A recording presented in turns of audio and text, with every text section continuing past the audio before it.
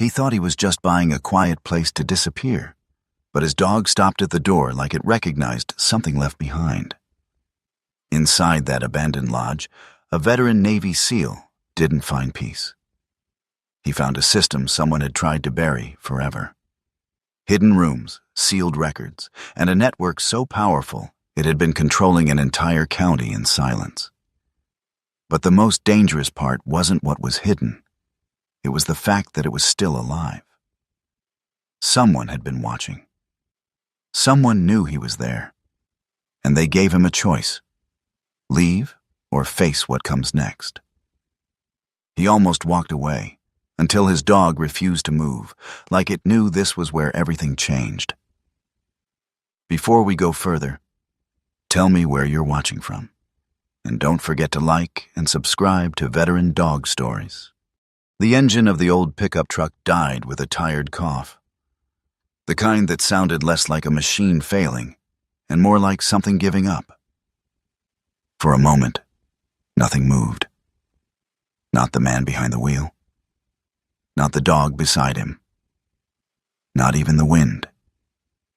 Ethan Calder sat there with both hands resting lightly on the steering wheel, as if he hadn't quite decided whether to let go yet. At 43, he carried the kind of stillness that didn't come from peace. It came from years of training, from learning how to wait without fidgeting, how to observe without reacting.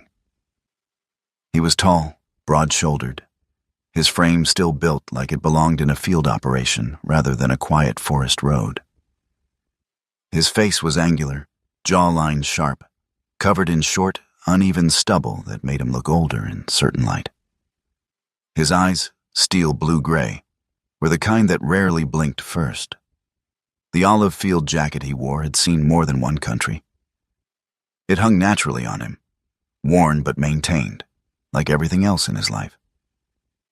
Beneath it, the red and dark blue plaid shirt was buttoned halfway, sleeves rolled just enough to show forearms lined with faint scars. His cargo pants were dark, practical, tucked into worn brown leather boots that had long since stopped squeaking. The old military watch on his wrist was scratched but still precise. Beside him, Ronan did not move. The German shepherd sat upright in the passenger seat, his body balanced, muscles held in quiet readiness. He was about 5 or 6 years old, black and tan with a dense coat that caught the pale northern light in muted layers. His ears were forward, eyes fixed on something ahead. Not alert in panic, but focused in a way that meant something had already been processed and categorized. Ronan wasn't a pet. He was a K9, trained, disciplined, conditioned to read environments the way Ethan read people. And right now, he was reading something Ethan couldn't see yet. Ethan followed his gaze. North Hollow Lodge stood at the end of the gravel path, framed by tall pines and skeletal white birch trees. The house was larger than the photos had suggested. 3 stories of timber and stone, its structure still proud despite years of neglect. Moss crept along the lower walls. Windows were clouded with dust, some slightly ajar, as if the house had once tried to breathe and then forgotten how. The lake behind it caught a sliver of morning light, still and cold. No movement, no sound. Just a place that had been left alone long enough to forget it once belonged to someone. Ethan exhaled slowly. "All right," he muttered under his breath, more out of habit than necessity. Ronan didn't respond. He didn't look at Ethan. He just kept staring at the house. Not tense, not afraid, just locked in. Ethan had seen that look before, in deserts, in mountains, in places where one wrong step turned silence into something permanent. It wasn't fear. It was recognition. Something here didn't belong to the past as neatly as it should. The drive up had taken nearly 6 hours from the last town that felt remotely inhabited. The road had narrowed gradually, asphalt turning to cracked pavement, then to gravel, then to something that barely qualified as a path. That had been part of the appeal. Ethan hadn't been looking for beauty. He hadn't been looking for comfort. He'd been looking for distance. Distance from a house that no longer felt like his. Distance from conversations that had turned into silence long before the divorce papers were signed. Distance from a life that had slowly come apart without ever breaking loudly enough to notice. The marriage hadn't ended in a fight. It had ended in absence. He remembered the last night clearly, not because anything dramatic happened, but because nothing did. No shouting, no accusations. Just two people in the same room, speaking like strangers who had run out of things to pretend about. He had packed the next morning. Not much. Just what fit in the truck. And Ronan. North Hollow Lodge had appeared on his phone like a mistake. 3 photos, no recent activity, a price that didn't make sense. The listing agent, Miles Hargrove, had answered on the first ring. Miles was a thin man in his early 50s, with a narrow face and careful eyes. The kind of man who weighed his words before letting them out.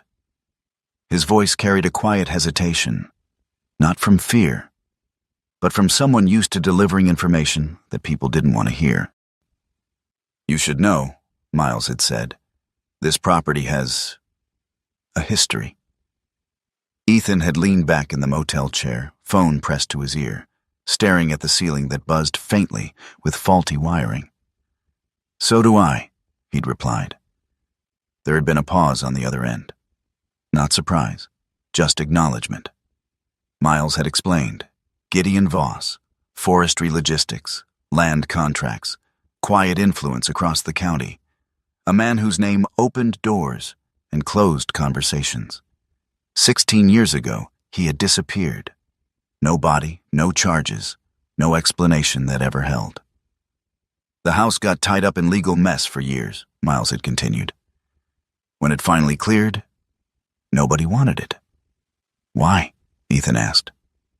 Another pause.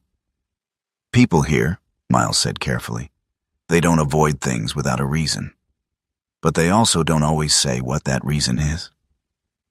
Ethan didn't ask more. He didn't need to. He had made the offer the next morning. The driver's door creaked open as Ethan stepped out of the truck. Gravel shifted under his boots with a dry crunch that echoed louder than it should have. Ronan followed, landing lightly beside him. They took a few steps forward. Then Ronan stopped. Not abruptly, not startled. He simply planted his front paws, lowered his head slightly, and held his position. Ethan turned. "What is it?" Ronan didn't look at him. His nose lifted into the air, testing something faint, almost gone. Then, slowly, he took one step to the side, not toward the house, but slightly off the path. Ethan frowned. There was nothing there, just ground, leaves, and a thin layer of damp soil. But Ronan stood over it, unmoving. Ethan stepped closer. At first he saw nothing. Then the angle shifted. And there it was. A mark. Not fresh enough to be obvious, but not old enough to be forgotten. A tire impression. Partially washed out, partially filled with debris. But real. Someone had been here. Not years ago. Not even months ago. Recently. Ethan straightened slowly. Behind him, the house stood silent. In front of him, the forest didn't react. And beside him, Ronan finally looked up. Their eyes met. No panic, no confusion, just a quiet, unspoken understanding. This place wasn't as empty as it was supposed to be. Ethan didn't turn back. He adjusted the strap of the Eberlestock half-track backpack on his shoulder and started toward the house again. This time, Ronan stayed right beside him, closer than before. Not because he was afraid, but because something had shifted, from observation to awareness. The porch steps groaned under Ethan's weight as he climbed them. The wood held, but barely. He tested each step out of habit, distributing weight carefully, the way he had been trained to move through structures that might not forgive mistakes. The front door stood in front of him, solid oak, aged but intact. He placed his hand on the handle. Cold. Not just from the air. Cold in a way that suggested it hadn't been touched in a while. Or that it had, and then forgotten. Ethan pushed. The door opened without resistance.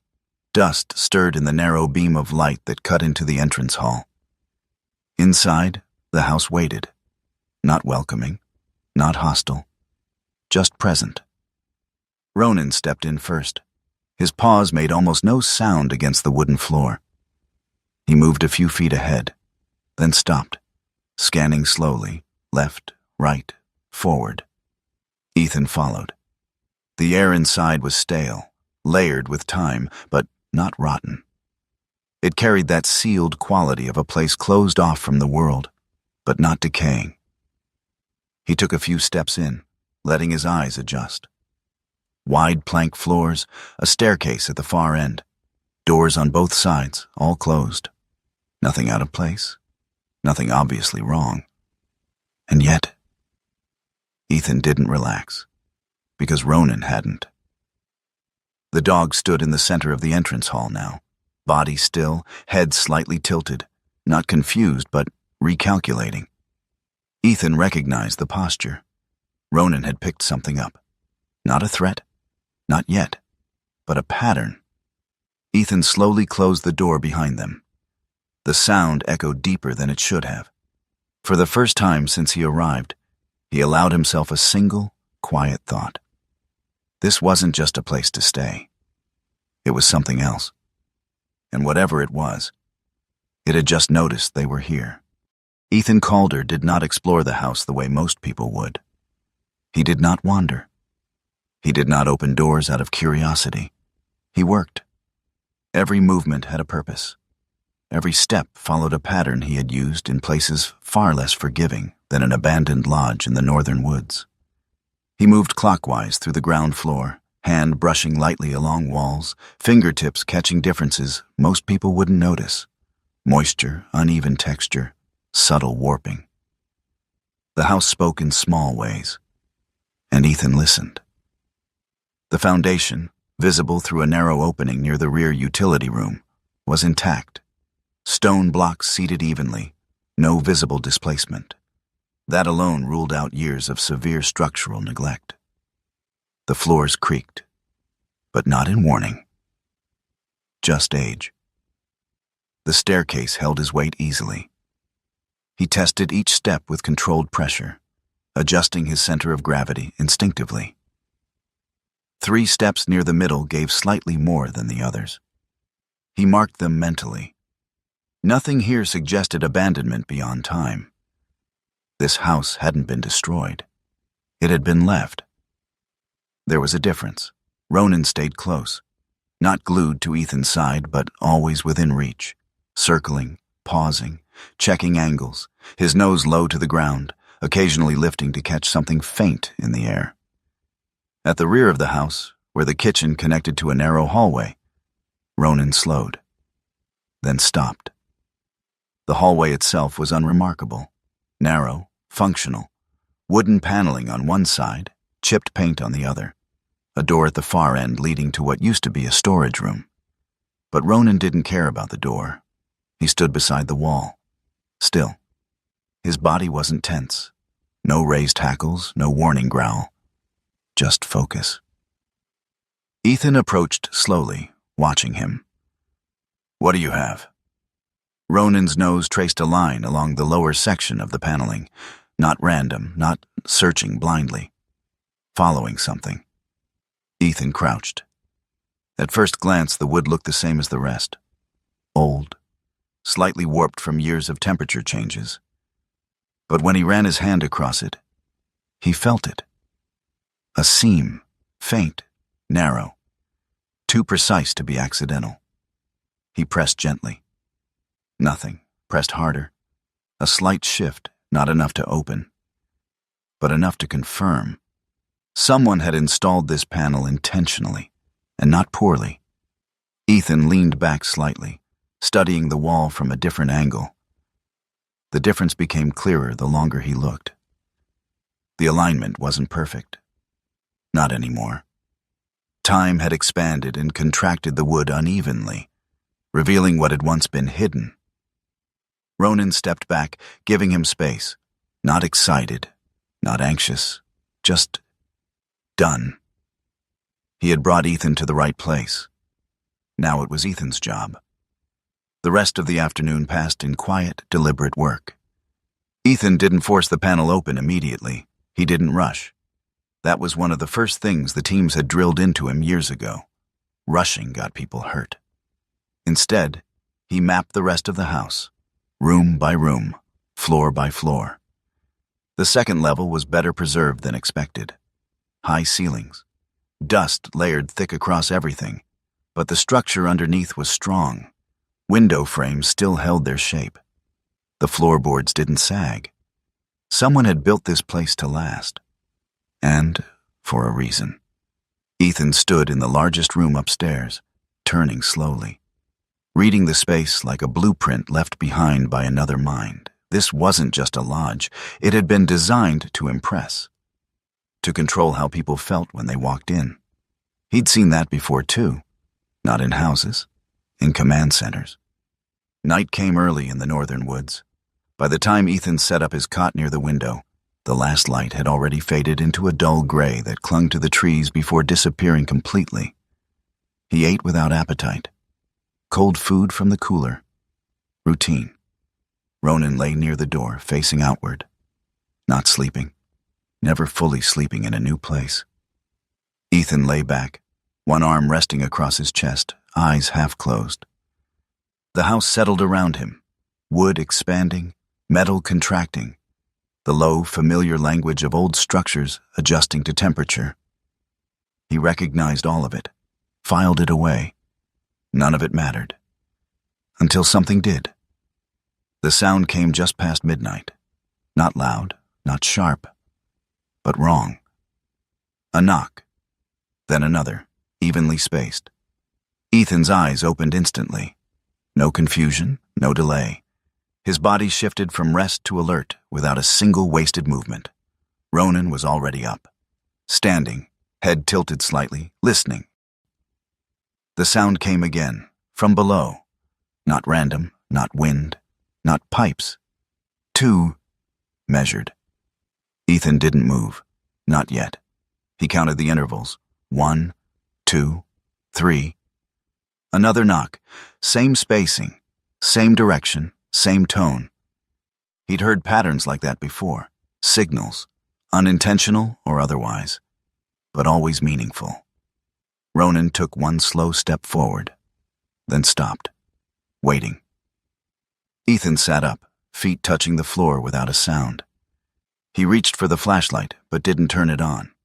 Darkness, for now, was an advantage. They waited together, man and dog, neither breathing louder than necessary. The knocking continued for several minutes, then stopped, just like that. No fade, no change. Just gone. Ethan didn't go back to sleep. Not immediately. Instead, he stood by the window, watching the darkness between the trees. It took a while before his eyes adjusted enough to separate shadow from shape. That was when he saw it. Not movement, not clearly, but something that didn't belong. A difference in the tree line. Subtle. Almost nothing. But enough. Ethan leaned slightly closer to the glass. The shape didn't move, didn't shift, just remained. Then Ronan made a sound. Not a bark, not a growl. A low, controlled exhale through his nose. Ethan looked down. Ronan wasn't looking at the window. He was looking at the floor, exactly where the sound had come from earlier. And for the first time that night, Ethan felt something shift. Not fear, not panic, but certainty. Whatever made that sound wasn't outside. Morning came cold and quiet. No footprints near the house, no disturbances in the yard, Nothing to confirm what Ethan had seen, or thought he'd seen. He didn't chase it. Didn't speculate. That was another rule. Don't build conclusions without evidence. Instead, he returned to the hallway. The panel. This time he worked it loose. Carefully, slow pressure along the edge. The wood resisted at first, then gave slightly, nails loosening incrementally. It came off in 2 pieces. Behind it, a door, narrow, set slightly deeper than the surrounding frame, not part of the original structure, added later.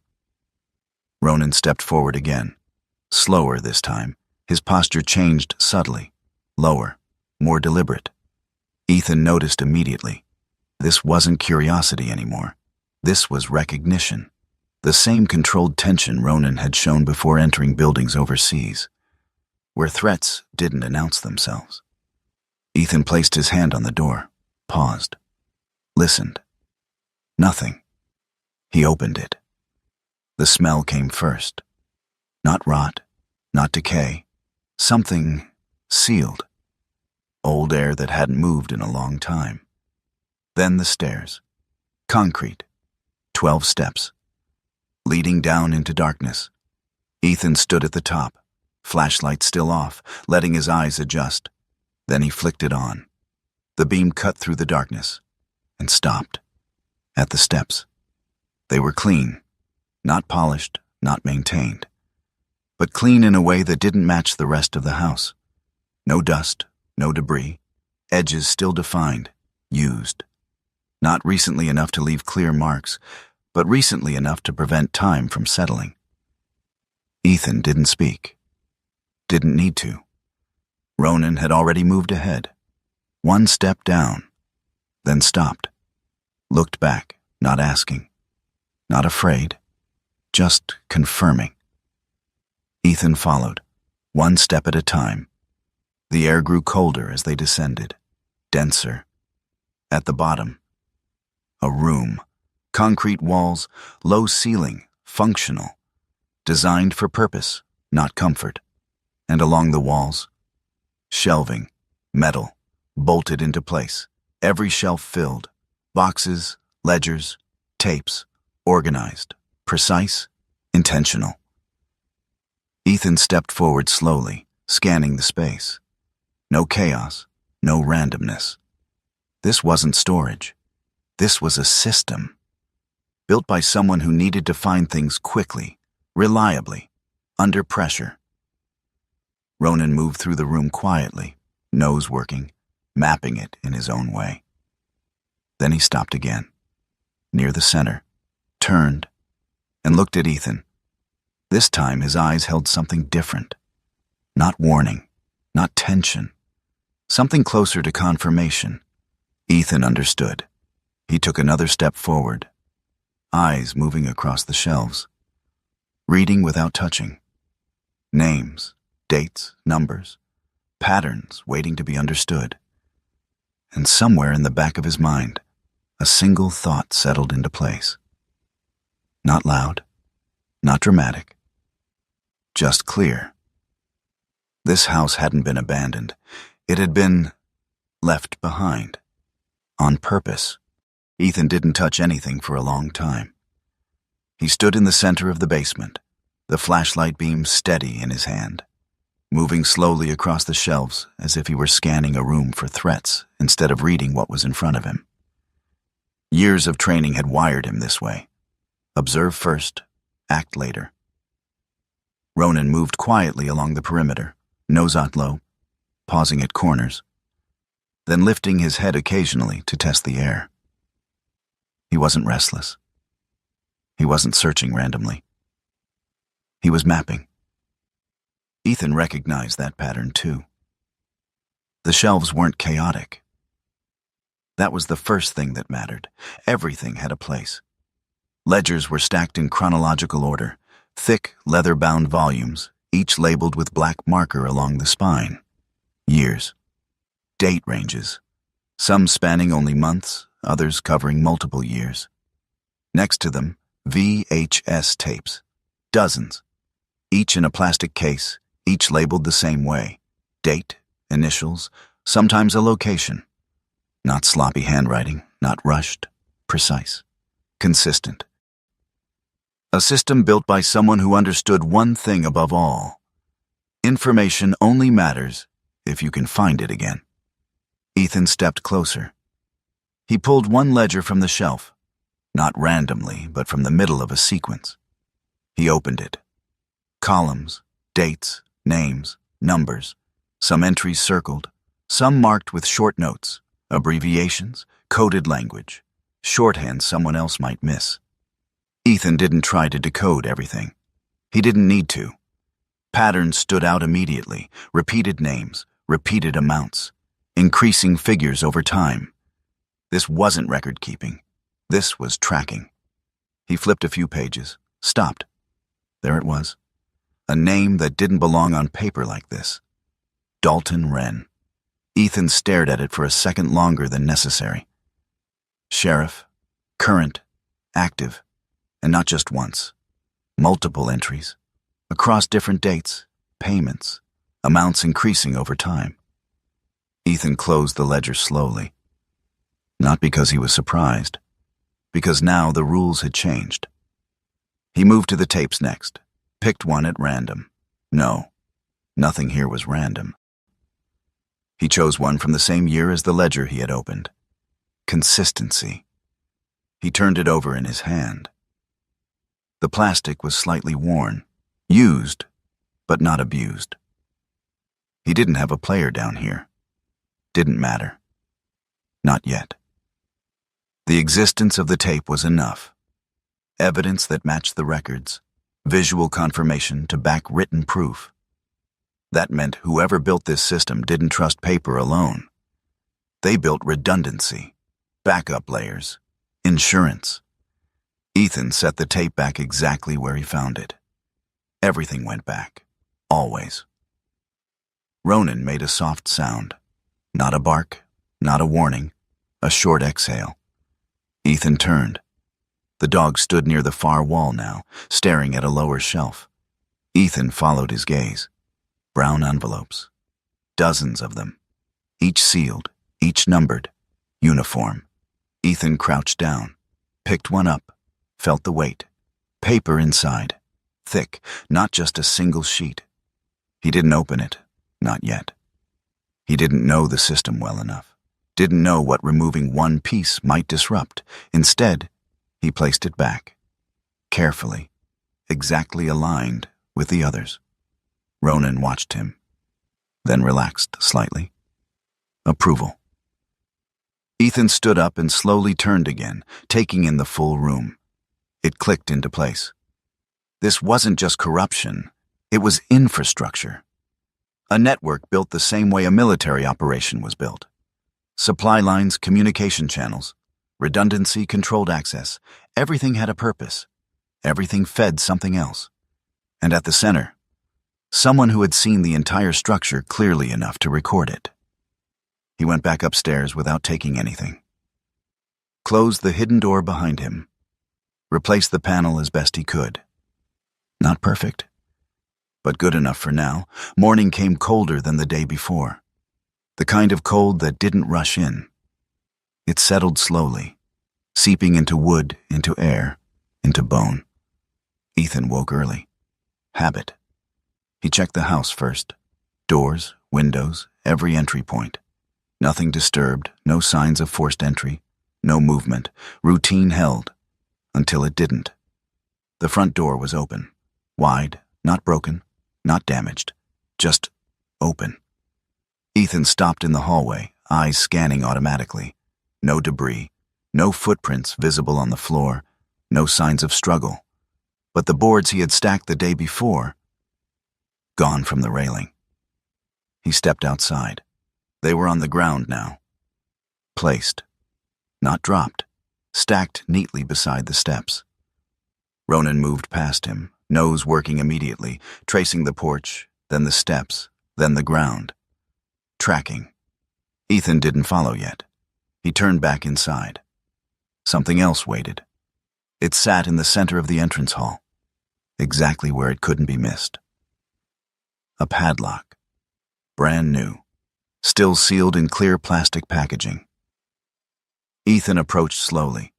Didn't touch it at first. Observed. No fingerprints visible from here. No dirt. No signs it had been handled carelessly. Whoever brought it here. They took their time. Ronan stopped a few feet away from the padlock. Not approaching, not avoiding. Just standing still. His ears angled slightly back. Not fear, but uncertainty. Ethan noticed something then. Not the lock, not the packaging. The label. White, printed, clean. 3 words. But something about it wasn't right. Ethan crouched lower, looked closer. The edges of the label were perfectly cut. Too perfect. Machine cut. The tape holding it down, clear, smooth. No bubbles. Applied carefully, deliberately. This wasn't a warning left in a rush. This was prepared. Ethan finally picked it up, turned it over. Nothing on the back. No store tag. No barcode. Just the message. Lock it. Leave. Ronan stepped closer now, sniffed once, then looked up at Ethan. And for the first time since they arrived, he didn't look at the house. He looked past it, toward the trees. Ethan followed that line instinctively. The forest stood quiet. Still. Nothing moved. But something had been here. Recently. Not just passing through, watching. He went back inside, closed the door, locked it. Then added his own lock. Different position, different mechanism. Simple, but effective. Ethan didn't sit down right away. He stood in the middle of the room, the padlock still in his hand, and let the situation settle. Someone had entered the house, while he was inside, while he was asleep. They hadn't taken anything, hadn't damaged anything, hadn't searched, at least not visibly. They had moved the boards, placed the lock, left a message. That meant one thing. They knew what was here, and they assumed he did too. He set the padlock on the windowsill, left it there, visible, a response without words. Ethan moved through the house again, slower this time, looking for what didn't belong. He checked the hallway panel, still in place. Not perfect, but untouched. That told him something else. Whoever came in, they didn't open it, or they didn't need to. Neither option made him more comfortable. By late morning, Ethan made a decision. He needed noise, movement, witnesses, not to protect him, but to change the pattern. He drove out to the nearest town. The town was small, not the kind of place that grew. The kind that stayed. Buildings low, paint fading. People who recognized vehicles that didn't belong. Ethan parked near a hardware store. Inside, the air smelled like wood dust and oil. Behind the counter stood a man in his early 40s, shorter than Ethan, solid build, hands thick from years of manual work. His face was sun-worn, expression neutral, but not unfriendly. "Need something?" the man asked. "Crew," Ethan replied. "Basic repair. Structure's good. Exterior needs work." The man nodded once. Didn't ask about the house. Didn't ask why. "That'd be Garrett Pike," he said. "He's local." Ethan shook his head slightly. "Need someone not local." The man paused, just for a second, then nodded again. "Try North Road. 40 miles, different county."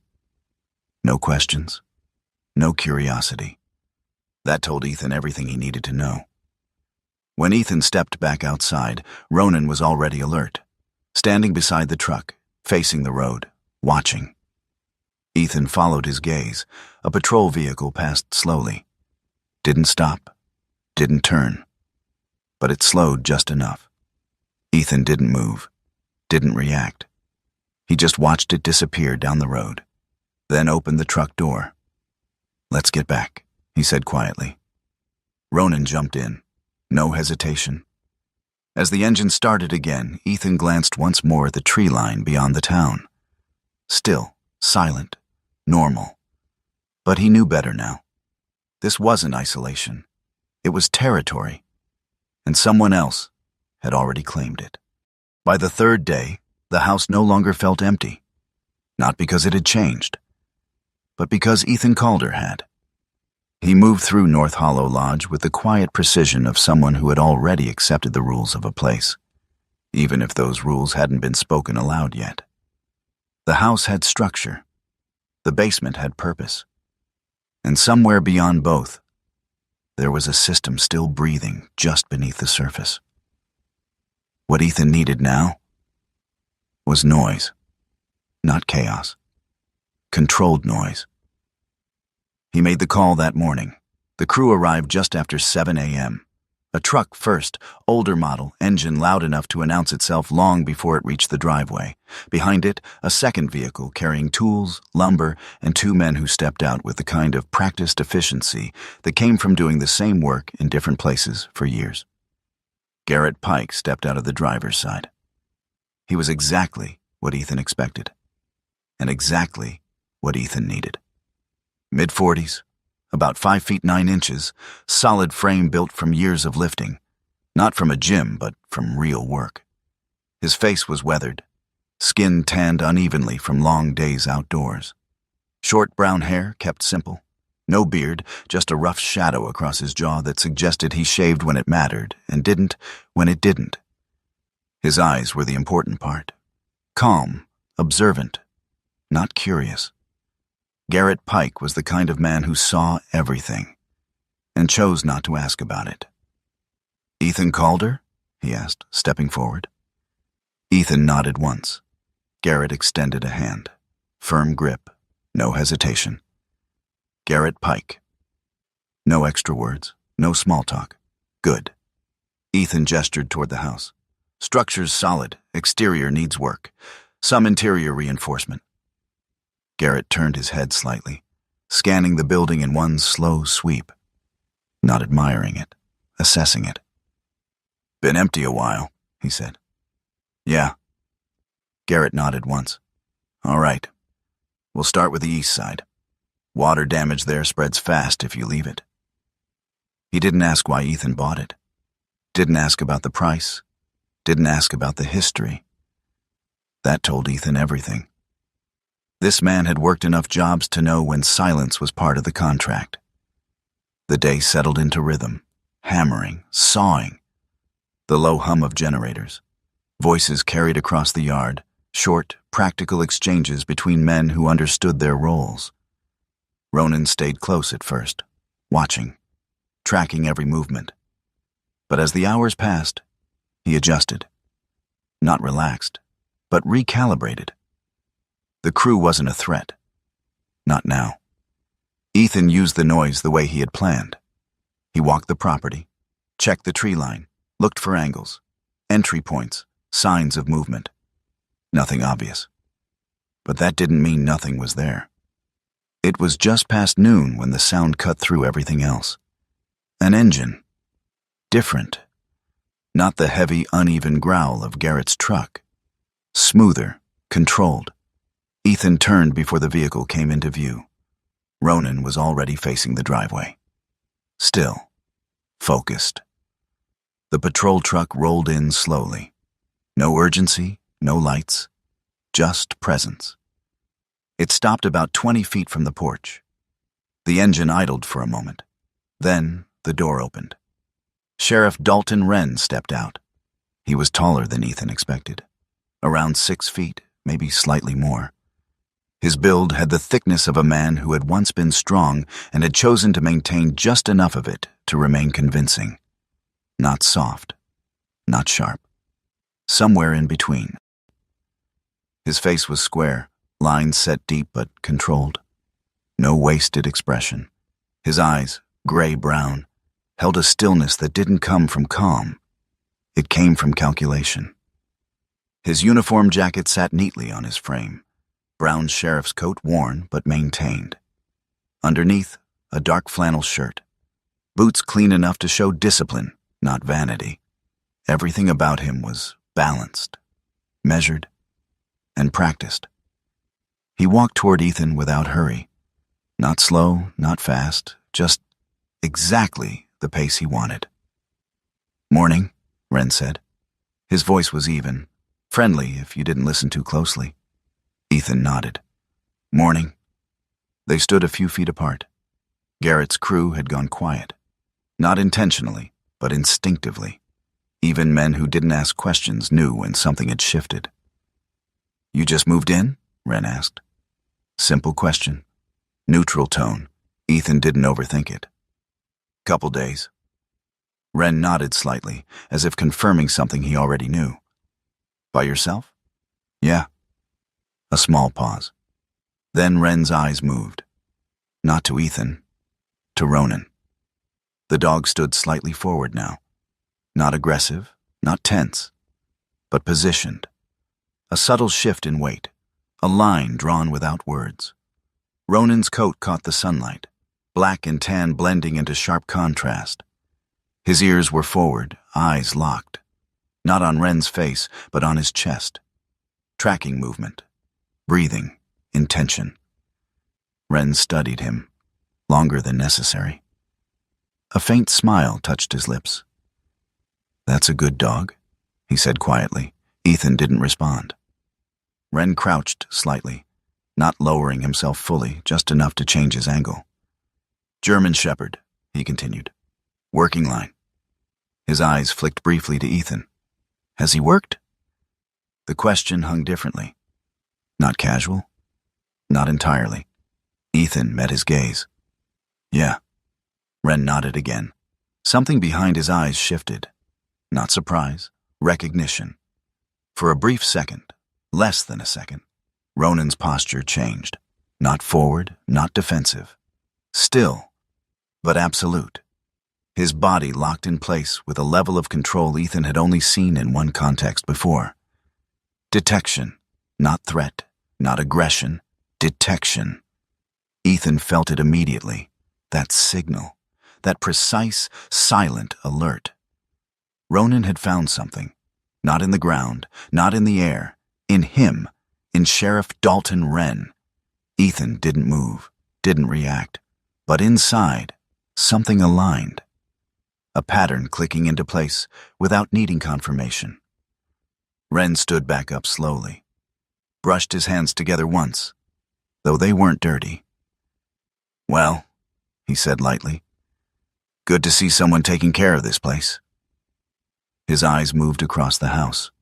Windows, doors, roofline, small details. Too many small details. He wasn't just looking. He was checking. Ethan watched him do it and understood. This wasn't a visit. It was an inspection. "You planning to stay long?" Wren asked. Ethan shrugged slightly. "Depends." Wren smiled again, polite, controlled. "Hope you settle in all right." He turned, walking back toward his truck. No urgency, no tension, just a man finishing a conversation. Before he opened the door, he paused, looked back once. At the house, not at Ethan, not at Ronan, at the structure itself. Then he got in. The engine started, and the truck rolled away. The noise returned. Hammers, voices, work. But something had shifted. Garrett approached after a few minutes, wiping his hands on a cloth. "Sheriff?" he asked. Ethan nodded. Garrett didn't ask anything else. Just looked toward the road for a moment, then back at the house. "Let us know if you need anything," he said. Not a question, not an offer, a statement. Then he walked away. The rest of the day passed without incident. But Ethan didn't mistake silence for safety anymore. Night came, quieter than before, colder. The crew was gone. The house settled again into its natural rhythm. But now Ethan listened differently. Not for random sounds, for intention. Ronan moved first. Not toward the hallway, not toward the stairs, a different direction. Rear wall, ground floor. Near the section Garrett's crew had worked around earlier. Ethan followed. The dog stood in front of the wall, still, focused, the same way he had been before the hidden panel. Ethan stepped closer, ran his hand along the surface. Wood, plaster, normal, until it wasn't. A subtle difference. Thickness, spacing, wrong. He leaned in, knocked once. The sound came back hollow, not like the rest of the wall. Ronan shifted slightly, closer. Ethan stepped back, looked at it from an angle. Then he saw it. A seam, cleaner than the last one, less affected by time, more recent. This wasn't just hidden, it had been maintained. Ethan reached for his knife, slid the edge carefully along the seam, found the gap, pulled. The panel gave, not easily, but deliberately. Behind it, steel, a door, set into reinforced framing. Industrial, heavy, different from everything else in the house. Ethan stared at it for a long moment. Then at Ronan. The dog didn't move, didn't react. Just watched, waiting. Ethan exhaled slowly. "Yeah," he said under his breath, "this place had layers, and he had only just begun to peel them back." Ethan Calder did not open the steel door that night. He stood in front of it for nearly a full minute. Flashlight in one hand, the beam tracing its edges, its recessed frame, the clean geometry of a barrier built for function instead of appearance. The rest of North Hollow Lodge had been made of wood, stone, plaster, and age. This was something else. Cold steel set into reinforced framing, a door that belonged in a vault, not in the belly of an old forest lodge. Ronan stood beside him, not touching the threshold, only watching. The German shepherd's black and tan coat caught the narrow light in muted bands, his ears forward, his posture balanced and still. He was 5 or 6 years old, built like a machine that had learned mercy from long companionship with one man. There was discipline in every inch of him. When he sensed danger, he did not flinch or bark first. He narrowed, focused, and waited. That was what he was doing now. Ethan crouched and examined the locking mechanism. Mechanical. Old-fashioned, but expensive. A 6-number dial recessed into the steel, worn slightly around the rim from actual use. No keypad, no electronics. Whoever had built this trusted numbers more than batteries. He ran his thumb across the metal and stood again. Not tonight. He backed away, replaced the panel as neatly as he could, and went upstairs. He did not sleep much. He lay on the cot with one hand resting near the flashlight, listening to the house breathe around him while Ronan remained by the door, head lowered but not fully asleep. At dawn, Ethan made coffee on the camp stove and carried it to the kitchen counter. He stood there in his olive field jacket, shoulders squared against the cold, the old military watch on his wrist, catching a pale stripe of winter light. He had always looked like a man made for forward movement. Tall, angular, weathered, with deep-set blue-gray eyes, and a face that had been shaped by command, fatigue, and long restraint. But now, there was something else in him too. A heaviness he had not yet named. He had not come here to uncover a buried machine of corruption. He had come here because distance had seemed simpler than grief. And the house had answered him with a steel door. By mid-morning he was back in the basement, seated on an overturned crate with 3 ledgers open on the floor around him. Ronan lay nearby, chin on his paws, watching Ethan's hands turn pages. The sequence came together slowly, numbers repeated across different books, dates aligned with initials on several VHS tapes. One column of coded entries appeared again and again beside the names of contractors, transport firms, and county offices. Ethan did not understand every abbreviation, but he knew structure when he saw it. Payments had timing, meetings had follow-up. Every figure belonged to something larger than itself. Then he found it. Not in the newest ledger, but in an older one.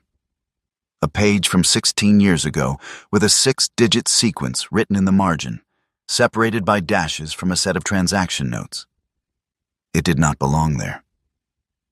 It wasn't an amount, and it wasn't a date. It sat by itself, too deliberate to be accidental. Ethan copied it into his notebook. Then he found the same sequence again, half buried in a later record beside a reference to cold storage and a line item marked simply, holdback. That was enough. He returned to the hidden wall, removed the panel, and stood before the steel door again. Ronan rose without being told and moved to Ethan's left side.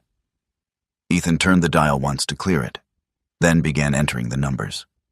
The mechanism resisted at first, heavy with age, then loosened as if remembering the motion.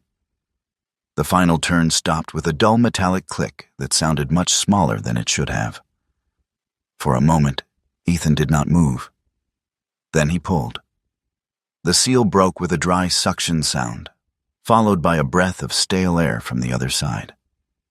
Inside, the vault was smaller than he expected. Concrete floor, bare walls. One narrow shelf bolted along the back. No stacks of cash, no crates of weapons, no dramatic reveal fit for a movie. Just two things, a USB drive and a handwritten letter folded once, placed beside it with careful precision. Ethan stepped in, boots thudding softly on concrete, and picked up the letter first. The paper was thick, expensive, the kind chosen by someone who thought presentation mattered, even in private. The handwriting was controlled and slanted, not elegant exactly, but disciplined. The hand of a man who had learned early that neatness created power. He unfolded it. Gideon Voss introduced himself without apology. He wrote plainly. No self-pity. No attempt to wash blood from his hands. He admitted he had built the system Ethan had found. Had built it deliberately, intelligently, and over years.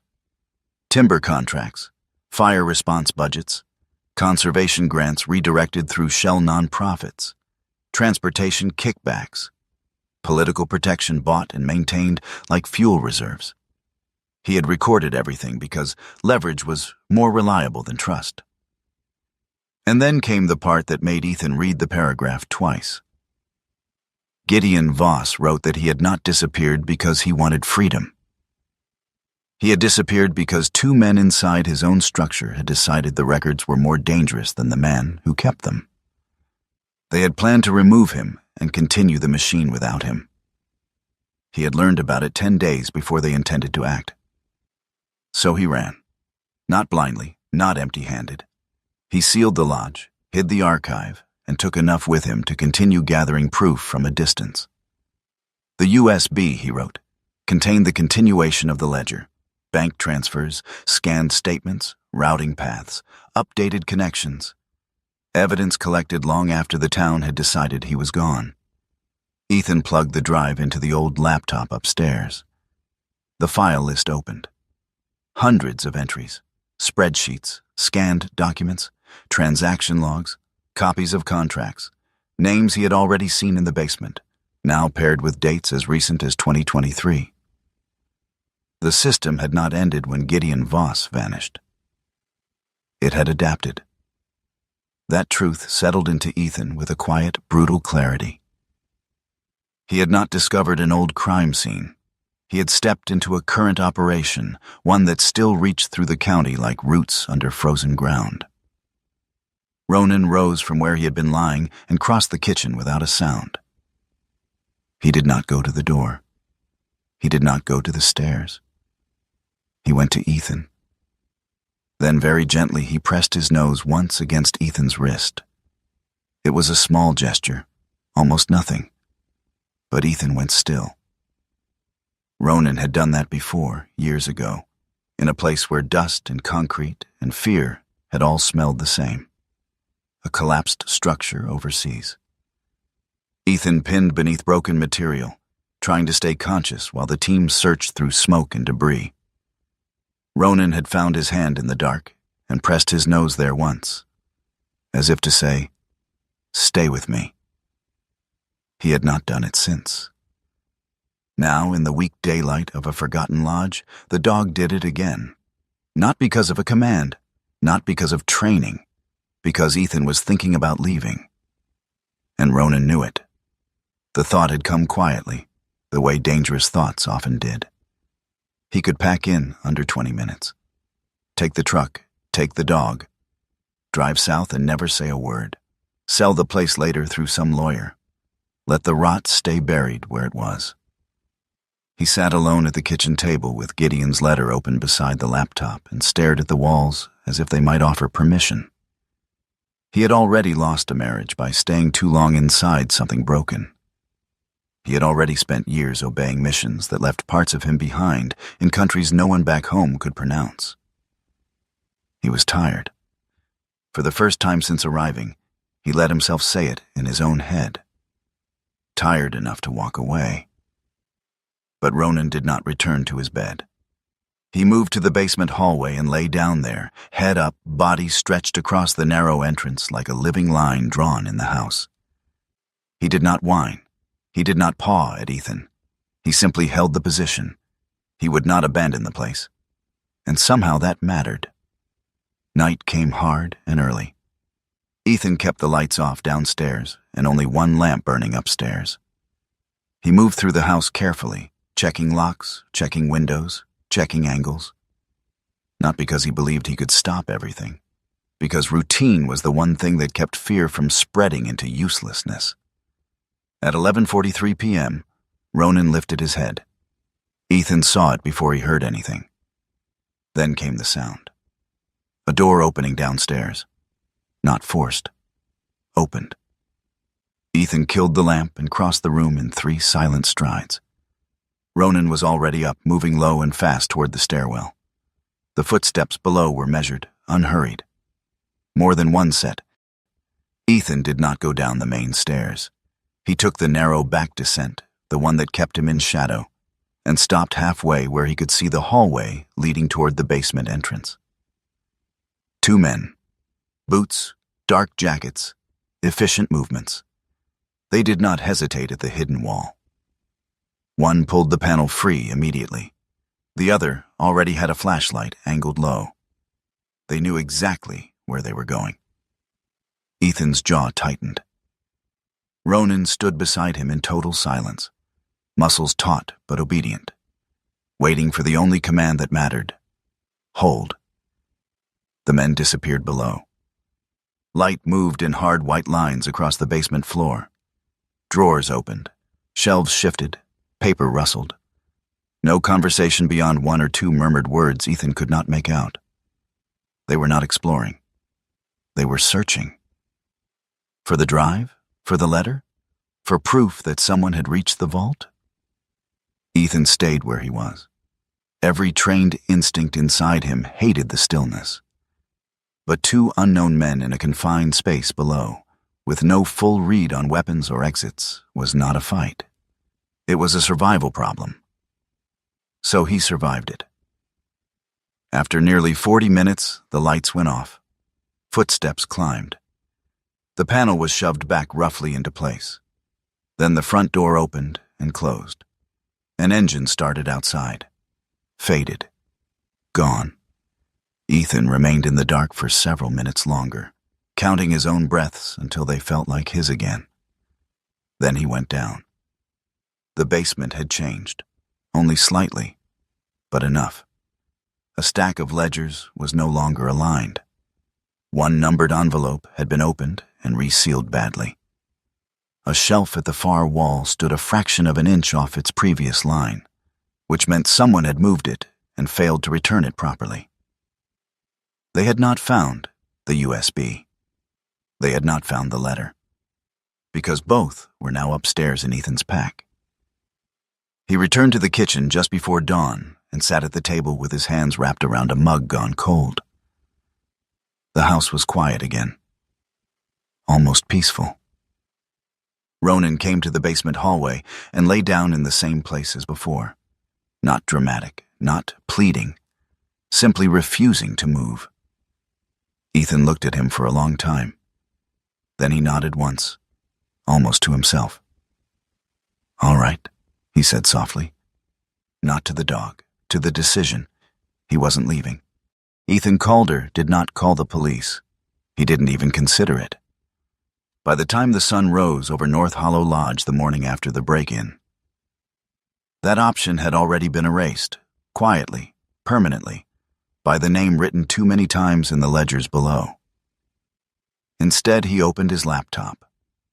The device was old, slow to wake, the screen flickering faintly before settling into a dull glow. It wasn't meant for this kind of work, but it would be enough. For now. Ronan lay near the basement hallway again, not blocking it this time, but close enough to react if something shifted. His head rested low, eyes half-lidded, but he wasn't asleep. He never fully slept anymore, not in this place. Ethan began with the USB.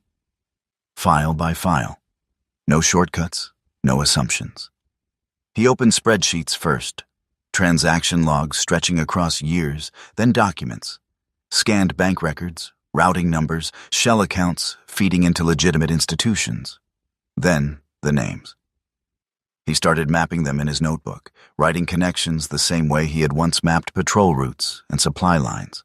Slow, methodical, real. This wasn't theory anymore. This was architecture. By mid-afternoon, Ethan had one truth locked in place. This system didn't rely on secrecy alone. It relied on familiarity. People who knew each other, trusted each other, protected each other. Which meant one thing: to break it. He needed someone from outside it. He found the name buried in one of Gideon's older digital files. Not highlighted, not emphasized, just present. Noah Mercer. The file attached to the name was thin compared to the others. No payments, no transactions, just a short note. Investigative journalist. Attempted inquiry, 2016. Interference applied. No publication. Ethan leaned back slightly in the chair. That was enough. He didn't send everything. That would have been a mistake. Instead, he selected carefully. 5 files, a transaction sheet, a scanned ledger page, 2 short video clips extracted from VHS conversions, and 1 image, a clean shot of a page with a name circled. Dalton Wren. He attached them to a message, typed slowly, precise, no emotion. This isn't a theory. This is structure. If you're still interested in Harwich County, call this number. Use a secure line. He didn't include his name, didn't include his location, just the facts. Then he sent it. The reply came faster than expected. 3 hours. No greeting, no questions. Just a number, and 4 words. Use a secure connection. Ethan didn't call from the house. He drove 20 miles out, deeper into the edges of the next county, where signal towers thinned and roads curved enough to break easy tracking patterns. He stopped at a small roadside diner, the kind that didn't ask for names. Inside, the place smelled like burnt coffee and frying oil. A few people sat scattered across the booths, none of them paying attention to him. Good. He sat at the far end. Ronan lay under the table, quiet, eyes open. Ethan dialed. Noah Mercer picked up on the second ring. His voice carried something Ethan recognized immediately. Not fear, not arrogance. Experience. Go ahead, Noah said. No introduction, no wasted words. Ethan respected that. I have documentation tied to Harwich County, Ethan said. Long-term corruption, structured, ongoing. Silence on the other end, not hesitation. Processing. How current? Noah asked. 9 months? Possibly more. Another pause. Shorter this time. How complete? Ethan glanced down at his notes. Enough to map the system. Not just events. Structure. That mattered. Ethan knew it. Noah knew it too. When Noah spoke again, his voice had changed. Slightly tighter, more focused. Where are you? Ethan didn't answer that. Instead, he said, I'll send more. Not everything. You verify first. A breath on the other end. Then, fair. Over the next few days, Ethan worked. Not like a man uncovering a mystery. Like a man preparing a mission. He digitized everything. The VHS tapes first. Garrett's crew had helped him rig a power line stable enough to run basic equipment. Ethan worked late into the night, feeding tapes into the player, capturing footage frame by frame. Meetings, rooms. Men speaking in low tones, unaware or unconcerned that they were being recorded. Then, the ledgers. Page after page. Photographed, indexed, stored. Every detail preserved. Every connection mapped. Lena Brooks entered the story quietly. She came on the second afternoon, just after Garrett's crew packed up for the day. She didn't arrive in a patrol car, didn't arrive with authority. Just a faded green SUV that pulled up slowly, stopping a respectful distance from the house. She stepped out alone. Lena was in her mid-30s, maybe 34 or 35. Slim build, practical posture, the kind of person who moved efficiently without drawing attention. Her hair was chestnut brown, tied loosely at the back, strands falling free in the cold wind. Her face wasn't hardened, but it wasn't soft either. It held the look of someone who had learned to watch before speaking. Her moss-green parka blended almost too well with the forest behind her. She approached slowly. Not nervous. Careful. "You Ethan?" she asked. Ethan nodded once. She glanced at Ronan. Didn't step closer. Smart. "I work land records," she said. "County side." That explained how she knew. Ethan didn't ask. "Need verification," he said simply. She studied him for a second, then nodded. Lena didn't stay long that first day, but she came back the next, and the next. Each time bringing pieces of public data, contract logs, fire reports, grant allocations. They worked side by side at the kitchen table. No wasted conversation, just confirmation. Cross-referencing, connecting dots. The system became clearer, painfully clear. Forest fires reported higher than actual burn areas. Federal relief funds allocated based on inflated numbers. Contracts awarded to the same companies, money cycling back through transport firms and conservation funds. On paper, everything was legal, structured, documented. But underneath, it was controlled. Late on the fourth night, Lena paused mid-sentence. Her hand hovered over the table, eyes fixed on a line of data. "Wait," she said quietly. Ethan looked up. "What?" She tapped the page. "These fire reports, they're not just inflated." She flipped to another document, then another. Her movements sped up, controlled but urgent. "They're timed." Ethan leaned forward. "Explain." Lena looked at him, something new in her eyes now, not caution, realization. "These fires," she said slowly, "they don't just create funding, they create gaps." Gaps? In coverage, in oversight, in movement. She met his gaze. "You can move anything you want through a county that's focused on putting out fires." Ethan felt it then. The shift. This wasn't just money. This was access, transport, cover. A system built not just to profit, but to move things unseen. Ronan lifted his head suddenly, not toward the door, toward the woods, listening. The next morning, Noah called again. His voice was different now. No restraint, no distance. "I've seen enough," he said. "I want everything." Ethan didn't answer immediately. He looked at the laptop, at the files, at the structure he had rebuilt piece by piece. "This doesn't go halfway," Ethan said. "I know. No leaks, no partial release. It all goes out, or none of it does." A pause. Then, "Agreed." The meeting was set. Chicago, 2 days. Ethan packed carefully. Not everything, just enough. Digital copies secured, physical samples selected. The USB, the letter. He didn't trust cloud storage alone. Never had. The drive to Chicago took 8 hours. Long stretches of highway, little conversation, just the steady rhythm of tires against asphalt. Ronan stayed alert the entire way. Watching. Always watching. Noah Mercer was waiting. He was younger than Ethan expected. Mid-40s, but worn in a different way. Lean build, slightly hunched posture from years at desks and in long investigations.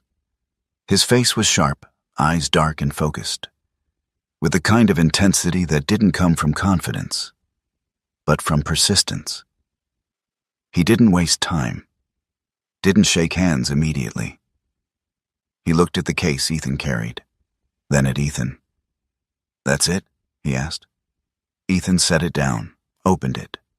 Inside, the truth, neatly contained, dangerous in its simplicity.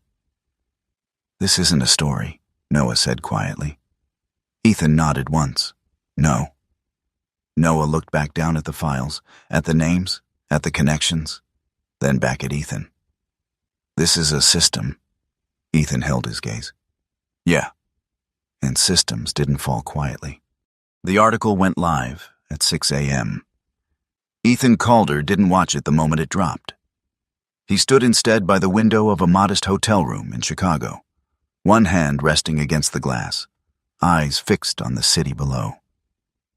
It was early enough that the streets hadn't filled yet. Cars moved in thin lines, distant and disconnected.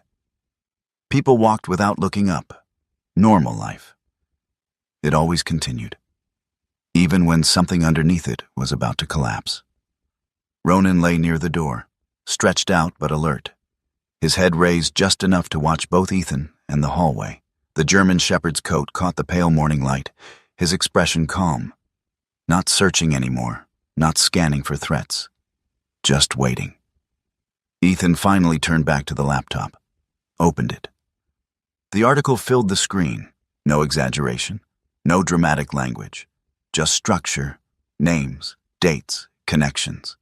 The system laid bare the same way Ethan had seen it, layer by layer, function by function. Noah Mercer had done exactly what he promised. He hadn't told a story. He had exposed architecture. Ethan read it once, then again, then closed the laptop. There was nothing more to add. The first reaction came within hours. By noon, local outlets had picked it up. By evening, national networks were running segments. Faces appeared. Statements were issued. Denials followed.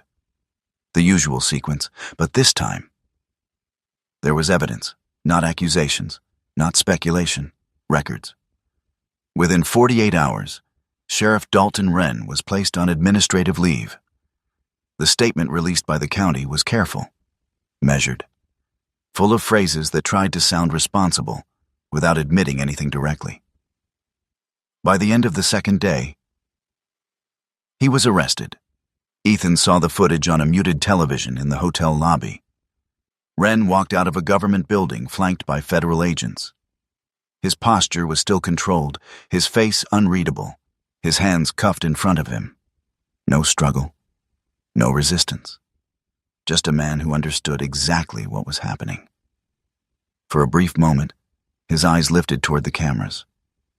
And even through the screen, Ethan recognized it. Not fear, not anger. Calculation. As if he were already thinking about what came next. In the following weeks, the structure unraveled. A county judge resigned quietly, citing health reasons no one believed. 2 contractors lost their licenses. Investigations opened at both state and federal levels. Names that had once carried weight now carried suspicion. And still, more surfaced. Because systems like that didn't collapse cleanly. They fractured. Ethan stayed in Chicago longer than he planned. Not because he needed to, because it was easier. Distance had always been his instinct. But something had changed. The decision to stay at North Hollow Lodge had not been about courage. It had been about refusal. Refusal to walk away again.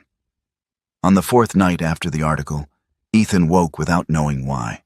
No sound, no movement, just awareness. The kind that had pulled him awake in places where waking a second too late meant not waking at all. Ronan was already standing. Not at the door, not at the window, but beside the bed. Looking at him, their eyes met. And for a brief second something passed between them. Something beyond training, beyond instinct. Not a warning, not urgency, recognition. Ethan exhaled slowly. He didn't reach for the light, didn't check the door. Instead, he sat up and rested his hand on Ronan's head.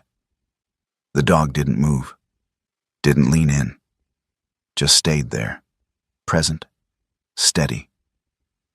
And Ethan realized something he hadn't let himself admit before. For the first time in a long time, he wasn't waiting for something to go wrong. He drove back 3 days later. 8 hours on the road. Less tension this time. Not because the danger was gone, because it had changed. North Hollow Lodge appeared through the trees exactly as he had left it. No smoke, no broken windows, no signs of retaliation. Just the same quiet structure sitting between forest and water. Waiting. Ethan slowed the truck as he approached. Watching. Expecting something. Anything. Out of place. But there was nothing. Garrett Pike's truck sat in the driveway. The roof on the east side had new framing. Tools leaned against the porch, work in progress, life continuing. Garrett stepped out as Ethan parked. Same steady posture, same unreadable expression.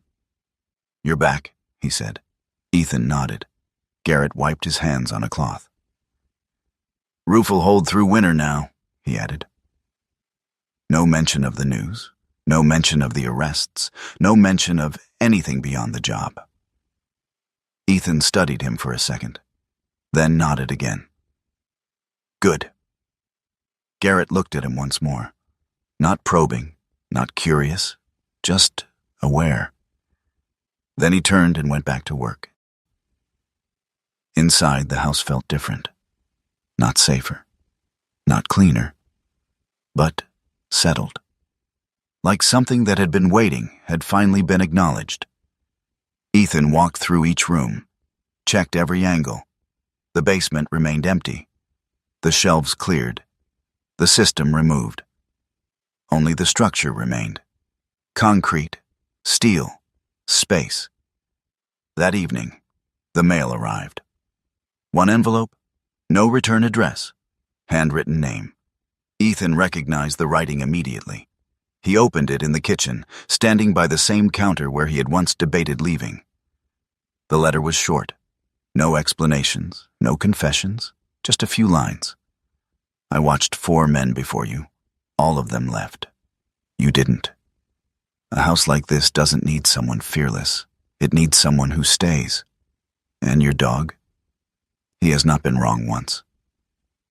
Ethan folded the letter slowly. No signature. None needed. He placed it beside the old military watch on the counter and stood there for a while, staring at nothing in particular. Then he picked it up again and read it one more time. Not because he needed to, because he wanted to understand the weight behind it. He didn't tear down the hidden wall, didn't remove the steel door, didn't seal the basement. He left it all exactly as it was. Not out of neglect, out of respect. Some structures weren't meant to be erased. They were meant to be remembered. Days turned into weeks. Work continued. Garrett finished the roof, then the walls, then the interior framing. The house slowly returned, not to what it had been, but to something new, something honest. One afternoon, Ethan stepped into the backyard with a pair of worn tools. The ground was uneven, overgrown with dead stalks and tangled roots from a garden that had once been tended and then forgotten. He began clearing it. Slow work, physical, real. the kind of work that didn't ask questions. Ronan lay a few feet away, still, watching. Ethan noticed it after a while, the position, the direction, exactly where the dog had stood the first day, facing the same line of trees, the same space between them. Ethan paused, straightened slightly, followed Ronan's gaze. The forest stood quiet. Nothing moved. Nothing watched back, just wind through branches, light shifting between trunks. Ethan looked down at the dog. Ronan didn't react, didn't alert, didn't tense. His posture was different now, relaxed, grounded, at ease. Ethan let out a breath he didn't realize he had been holding. Then he returned to the work, cutting, clearing, making space. The house stood behind him. The forest stretched ahead. And for the first time since he arrived, nothing felt like it was waiting to break. There are moments in life when everything seems to fall apart quietly. Relationships fade, purpose feels distant, and the path ahead looks empty. And yet, sometimes, in the middle of that silence, something unexpected appears. Not loud, not dramatic, just a quiet sign that you are exactly where you are meant to be. Maybe it's not luck. Maybe it's not coincidence. Maybe it's grace. Because God doesn't always send answers the way we expect. Sometimes He sends them through places we didn't choose, through pain we didn't ask for, and through companions who never leave our side. Even when the world does. In this story, a man didn't go looking for truth.